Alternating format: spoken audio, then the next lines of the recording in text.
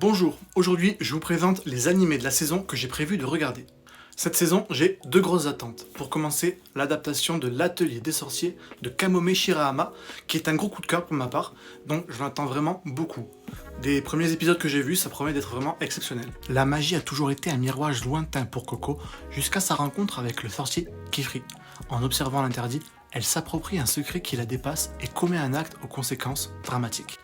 Pour réparer ce qu'elle a brisé, elle doit s'aventurer au-delà des frontières de son village et embrasser sa nouvelle vie d'apprentie dans un monde de merveilles et de dangers. Autre adaptation, cette fois d'un manga de Hiromu Arakawa, c'est Tsugai, Demon of the Shadow Realm. J'ai commencé le manga il y a un moment et donc j'attends de voir ce que ça donne en animé. Donc j'ai hâte de découvrir ça. Yuru et Asa sont jumeaux, mais un rituel cruel les oblige à vivre séparés. Alors qu'ils ignorent tout du secret qui entoure leur naissance, leur village est pris pour cible par des assaillants inconnus.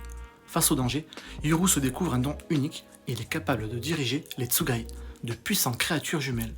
Un nouveau chapitre s'ouvre pour lui, entre quête de vérité et combat épique. Cette saison, il y a aussi 3 animés qui ont éveillé ma curiosité. 1. Kusunoki's Garden of Gods. C'est de la tranche de vie, ça a l'air tout mignon, donc j'ai hâte de le découvrir. Minato Kusunoki pensait devoir affronter l'horreur dans une vieille demeure isolée. Mais son pouvoir de purification change la donne.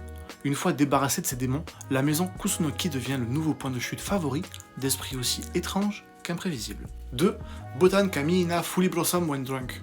C'est de la romance, de la tranche de vie, et le tout autour de l'alcool. Les japonais et l'alcool, c'est quand même un sujet. Botan, fraîchement arrivé à l'université de Chichibu, croise le chemin d'Ibuki, une élève de 3e année. Une amitié née autour d'un secret partagé. Ibuki est une grande amatrice de boissons, mais sa passion ne s'exprime que dans l'intimité, jamais devant tout le monde. Et enfin, 3. Eren de Southpaw. C'est de l'art, du graphe et un passé mystérieux, tout ce qu'il fallait pour me donner envie de le regarder. Aspirant designer, Koichi Asakura se consacre corps et âme à son rêve d'intégrer une école d'art. Sa route croise celle de Eren Yamagashi, une mystérieuse artiste de rue qui s'exprime par le graffiti. Si leur passion commune les rapproche, la poursuite de leurs ambitions respectives va rouvrir des cicatrices qu'ils pensaient avoir laissées derrière eux. Et voilà tous les animés que j'attends pour cette saison.